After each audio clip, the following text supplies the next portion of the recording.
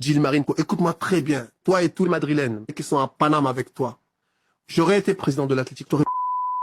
25. Non. Je t'aurais... Toi et 20. les Madrilènes. Toi et toi. 25. Non. Voilà. Non, 25. Ok. S'il te plaît. Ok, bon, S'il c'est te bon. plaît. Ok, je m'arrête là. Ok. Ok. Mais Les gars, on en rigole. Mais est-ce que c'est pas l'attitude que Julián Álvarez il doit adopter avec l'Atlético de Madrid s'il veut partir du côté du FC Barcelone? Moi, je pense que c'est l'attitude qu'il doit faire. Hein. Les supporters, ils t'ont insulté, t'as plus rien à perdre. Voilà. Dans tous les cas, tu seras pas le gentil dans l'histoire. Et dans tous les cas, l'Atlético de Madrid, dans mon avis, ils sont dans leur hack. Mais après, pour moi aussi, on ne retient pas un joueur qui souhaite partir du club. Quand tu es une grande institution, tu dois montrer quand même ce truc-là. On ne force personne à rester. Celui qui reste doit aimer l'Atlético de Madrid. C'est un fait. Mais moi, je me dis, dans des situations comme ça, Julián Álvarez, il peut pas se contenter de ne pas sourire, de rester passif jusqu'à la fin du mercato, sinon il partira pas. Il partira pas. Faut qu'il se rende détestable aux yeux de tous les fans de l'Atlético de Madrid. Et t'inquiète pas que là, tu vas partir. T'inquiète pas. Il faut que tu foutes le sbeul. Là, t'es trop sage, là. Je suis désolé. Il est tout mignon. Les gars, même s'il sourit pas, il est tout mignon, les gars. Il est sympathique. On dirait qu'il va acquiescer. Non, ça va pas aller. Ça va pas aller, les gars. Je suis désolé. C'est cette attitude qu'il doit avoir, les gars. Les gars, c'est cette attitude, bien sûr. Les images de Lamine Yamal aujourd'hui à la session d'entraînement qui font beaucoup parler en Espagne. Alors visiblement, on le voit très peu souriant pendant toute la session.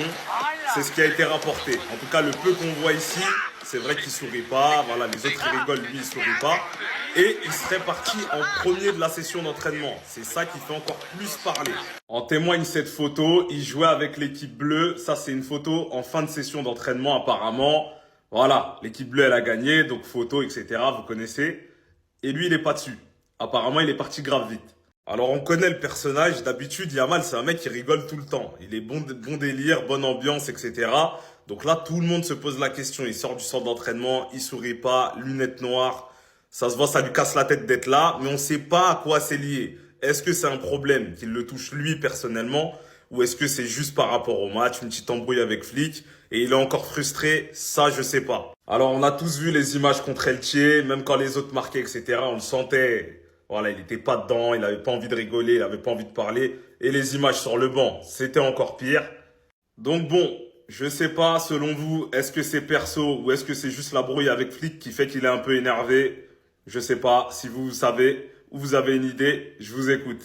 En tout cas, on attend Yamal avec cette tête-là. Attendez, on a eu le droit à quelques infos. Alors pour commencer, le Barça ira jusqu'au bout pour Julián Álvarez, et si le joueur ne vient pas, ils ne bougeront pas, du moins jusqu'à janvier. C'est vrai qu'à l'instant T, le dossier Julián Álvarez il a l'air fermé, car l'Atlético Madrid ne veut pas négocier. Mais hier, on a appris ça. Gilles Marin est très en colère car il estime que Julián a publiquement donné une mauvaise image du club. Álvarez ne veut pas rester une minute de plus à l'Atlético Madrid. Émotionnellement, c'est terminé pour lui. Son cœur est ailleurs. Plusieurs réunions sont prévues à l'Atlético concernant sa situation. Donc dans les jours à venir, faudra rester attentif, d'autant plus que hier, Álvarez a liké un TikTok qui faisait comprendre qu'il devait venir au Barça. Baldé pense à rester au Barça pour convaincre Flick si aucune offre le séduisant arrive. Je sais pas vous, mais pour ma part, j'espère à 100% qu'il restera au Barça. Comme je l'ai déjà dit il y a quelques jours, selon moi, le timing pour vendre Baldé, il est clairement mauvais, car actuellement, on est à 5-6 jours de la fin du mercato et surtout, on a laissé passer pas mal d'options pour garder Baldé. Donc vis-à-vis de ça, selon moi, faut le garder. Et pour finir, Dominique Livakovic est arrivé à Barcelone et il passera ses examens médicaux demain. Et selon les rumeurs, le Barça a décidé de ne plus l'envoyer en prêt et de le garder avec l'effectif cette saison. Si réellement c'est le cas, personnellement je valide, car avoir Chesney en tant que deuxième gardien, je vous mens pas mais... Bref. En tout cas, n'hésitez pas à me donner vos avis dans les commentaires, histoire de savoir ce que vous en pensez, et moi je lirai tout ça. Le coup franc de Mbappé. Tu vois, moi c'est pour ça que je peux pas aimer un joueur comme Mbappé. Et quand je dis pas aimer, les gars, je le déteste pas, il m'a rien fait personnellement, machin. Je parle le joueur que c'est. Le coup franc qu'il prend, alors oui, il obtient la faute, mais t'es pas un tireur de coup franc.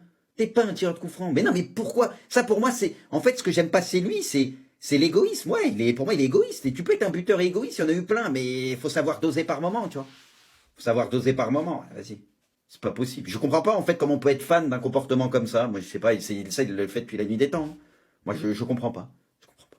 Dès qu'il peut faire un peu parler sa vitesse, ça ira, mais dans les petits espaces, combien de fois sur les prises de balles, tu sais, quand tu essaies de combiner avec lui, je suis désolé, c'est limité, quoi. C'est tellement limité, je trouve, là-dessus. Dès que tu faut essayer de jouer vite dans les petits espaces et tout avec lui, c'est limité de fou, moi je trouve. J'ai toujours retrouvé ça, c'est trop limité, quoi.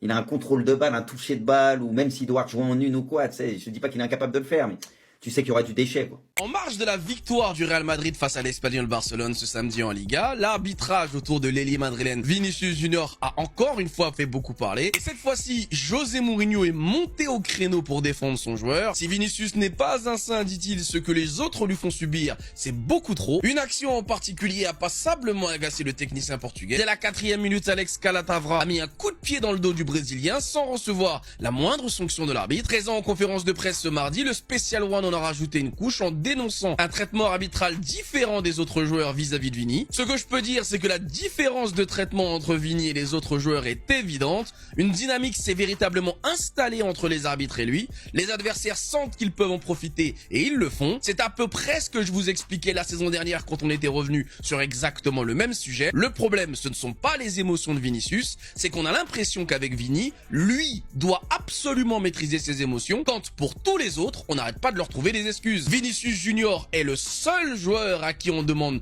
2 fois plus de contrôle par rapport aux autres. On comprend aisément qu'un joueur pète les plombs sur le terrain à cause de la pression, à cause de certaines situations ou de certaines provocations. Mais Vinicius Junior est celui à qui on demande à chaque fois de se taire et de ne pas en faire trop, alors que vu ce qu'il subit par rapport aux autres, beaucoup auraient déjà plus pété les plombs qu'il ne l'a déjà fait. Avec cette intervention médiatique, Mourinho cherche bien évidemment à protéger Vinicius Junior en réclamant beaucoup plus de protection de la part des arbitres. José Mourinho fait du José Mourinho en mettant la pression sur le corps arbitral, mais cette fois-ci de façon beaucoup plus subtile.